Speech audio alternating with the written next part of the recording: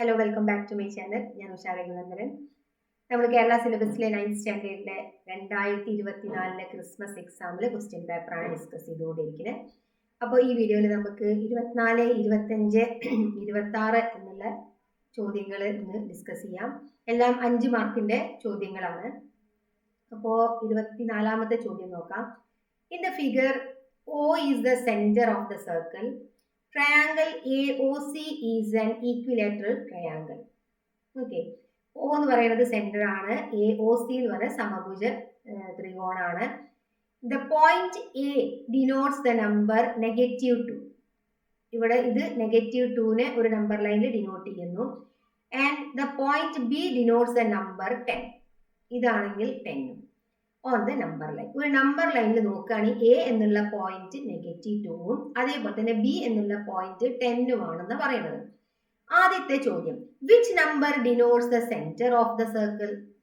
അപ്പൊ അങ്ങനെയാണെങ്കിൽ ഇതിന്റെ സെന്റർ എത്രയായിരിക്കും എന്നാണ് ചോദ്യം.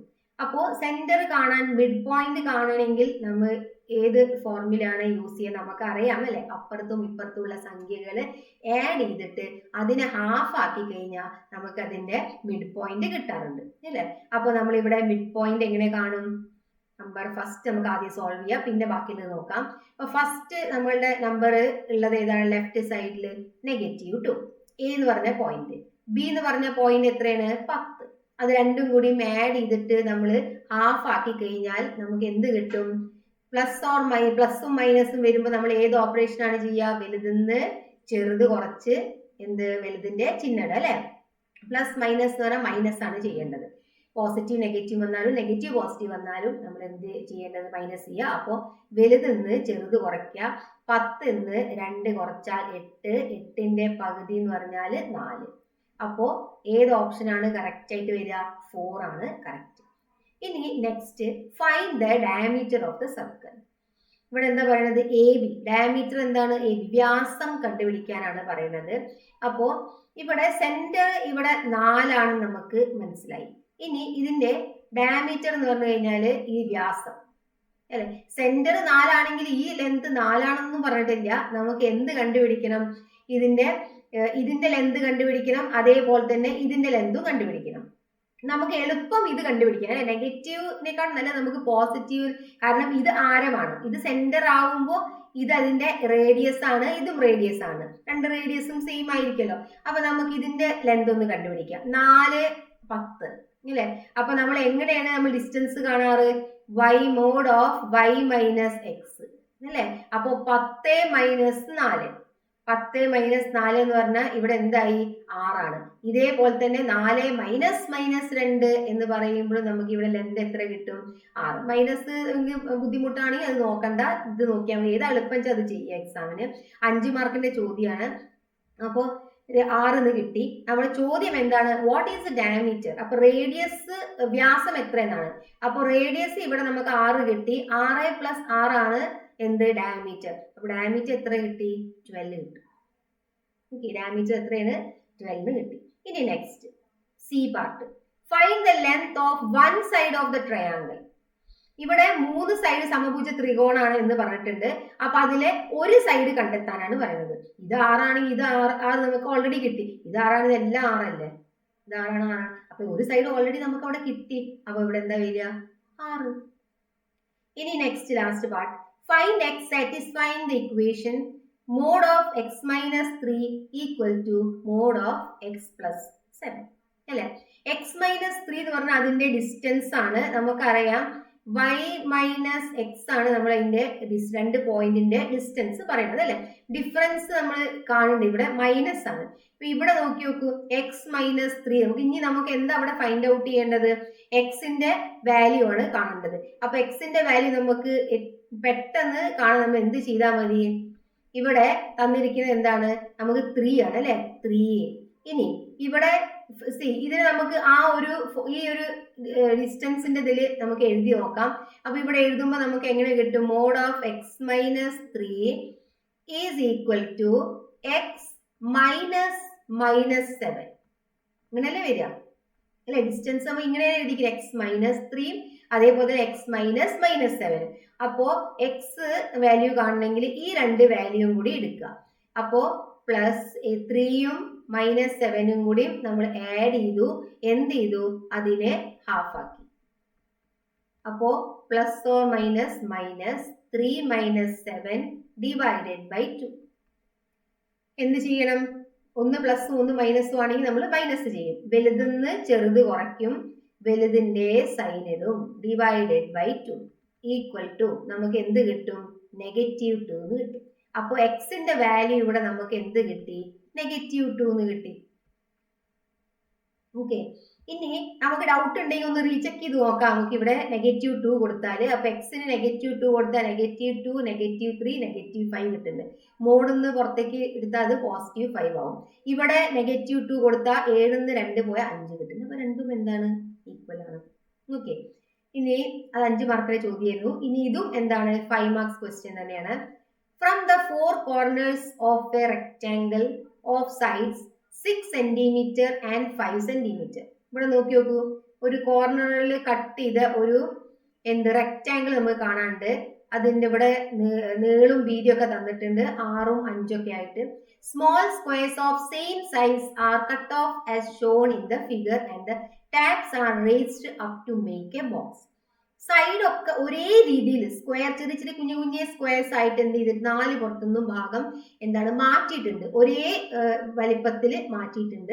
എന്നിട്ട് ഇതിനെ നമുക്ക് ഒന്ന് ക്ലോസ് ചെയ്ത് കഴിഞ്ഞാൽ നമുക്ക് ഒരു ക്യൂബോയിഡ് പോലെ കിട്ടും. എന്ന് വെച്ചാൽ നമ്മളിപ്പോ മാച്ച് ബോക്സ് ഒക്കെ തുറക്കുമ്പോൾ നമുക്ക് കിട്ടില്ലേ, ഈ എന്താ പറയാ, തീപ്പെട്ടിയൊക്കെ നമ്മൾ തുറക്കുമ്പോൾ കൊള്ളിയുള്ള ഒരു ബോക്സ് ഉണ്ടല്ലോ, ക്യൂബോയിഡ്. അപ്പൊ ആ ഒരു ഷേപ്പിൽ കിട്ടും ഇതിനെ നമുക്കൊന്ന് ക്ലോസ് ചെയ്താല്. അപ്പൊ ഇവിടെ പറയണത് denote the length of the sides of the squares SX centimetre. Length എന്തെടുക്കാനാ പറയണത് എന്ന് വെച്ചാൽ ഈ കട്ട് ചെയ്ത ഭാഗം ഉണ്ടല്ലോ, ഇതൊക്കെ എന്തെടുക്കാനാ പറയണത്?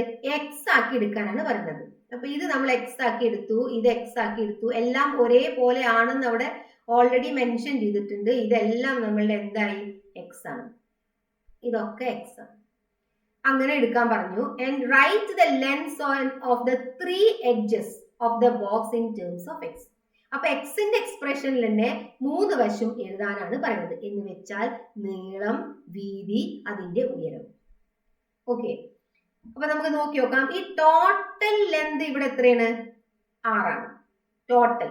അതിന്ന് നമ്മൾ എത്ര മുറിച്ചു മാറ്റി?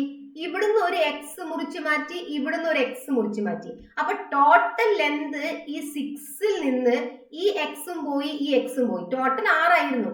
ഇവിടെ എക്സ് പോയി, ഇവിടെ എക്സ് പോയി. എത്ര എക്സ് പോയി നമ്മുടെ കയ്യിൽ നിന്ന്? 2x പോയി.